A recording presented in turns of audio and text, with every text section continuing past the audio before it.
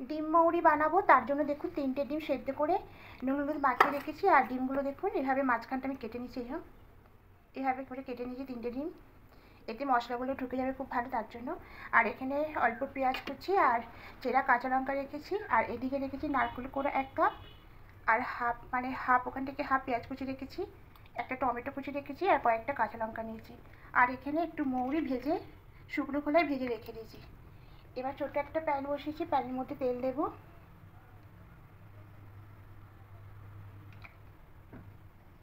রান্নাটা সর্ষে তেলেই করব। এবার তেলের মধ্যে পেঁয়াজ কুচিগুলো দিয়ে দেবো,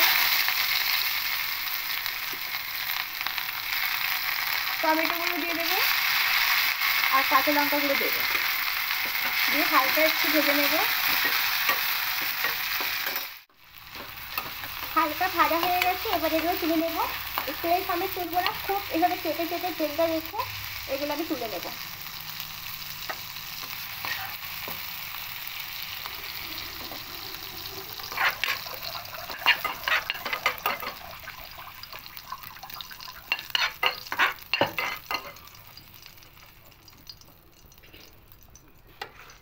এবার এটা হালকা ঠান্ডা করে নেব, ঠান্ডা এভাবে চালিয়ে রাখবো, তাহলে এটা পুরো ঠান্ডা হয়ে যাবে। এবার ঠান্ডা হয়ে গেছে, এটা এর মধ্যে নিয়ে নেব, মিক্সির মধ্যে নিয়ে নেব। এর সাথে নারকেল কুড়াটাও নিয়ে নেব।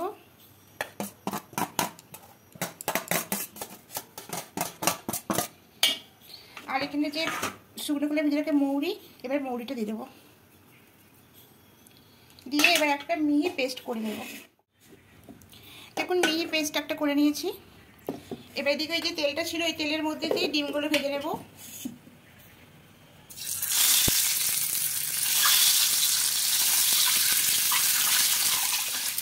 ডিমগুলো হালকা করে ভাজা করে তুলে নেব।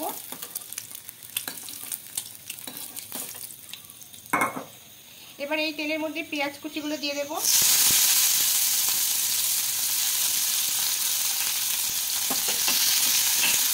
এর মধ্যে পরিমাণ মতো লবণটা দিয়ে দেব।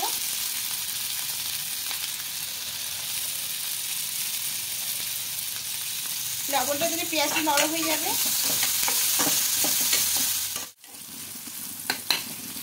এবার এর মধ্যে আদা রসুনের পেস্টটা দিয়ে দেব।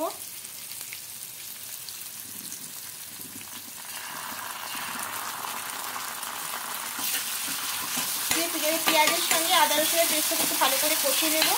আদা রসুনের কাঁচা গন্ধটা চলে যাওয়া পর্যন্ত। আদা রসুনের কাঁচা গন্ধটা চলে গেছে। এবার এর মধ্যে দেবো জিরে গুঁড়ো, দেবো অল্প পরিমাণেই দেবো,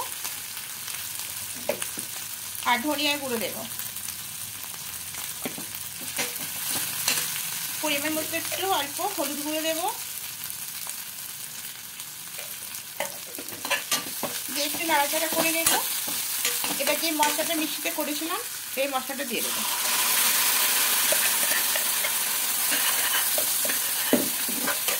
একটু ভালো করে কষিয়ে নেব। এবার মিক্সিতে জল দেব, একটু মশলাটা কষিয়ে নিই।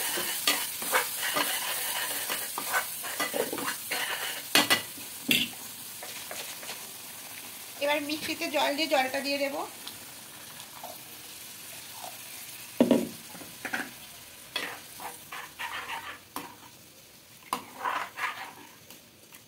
দিয়ে একটু ভালো করে ফুটতে দেব। এবার এখানে ডিমগুলো দিয়ে দেব, আর কয়েকটা চেরা কাঁচা লঙ্কা দিয়ে দেব।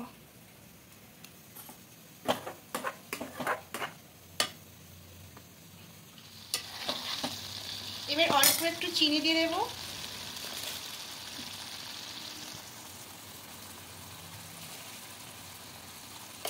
চিনি দিয়ে খুব ভালো করে মিশিয়ে নেব। গ্রেভিটা আর একটু খালি শুকনো হবে। গ্রেভিটা একদম শুকনো শুকনো হয়ে এসছে। এবার নামিয়ে দেবো, গ্যাসটা অফ করে নেবো, দিয়ে এবারে নামিয়ে নেব। দেখুন ডিম মৌরিটা একদম রেডি হয়ে গেছে। তা মৌরি দিয়ে এভাবে একবার রান্না করে দেখবেন, খেতে খুবই সুন্দর লাগবে। আর যদি ভালো লাগে বন্ধুরা অবশ্যই কমেন্ট করে জানাবেন। আর নতুন যারা দেখছেন অবশ্যই সাবস্ক্রাইব করে পাশে থাকবেন। আমি নতুন নতুন আরও অনেক রেসিপি আপনাদের সামনে নিয়ে আসবো। আর আপনাদের উৎসাহ পেলে আমি আরও রেসিপি আনবো।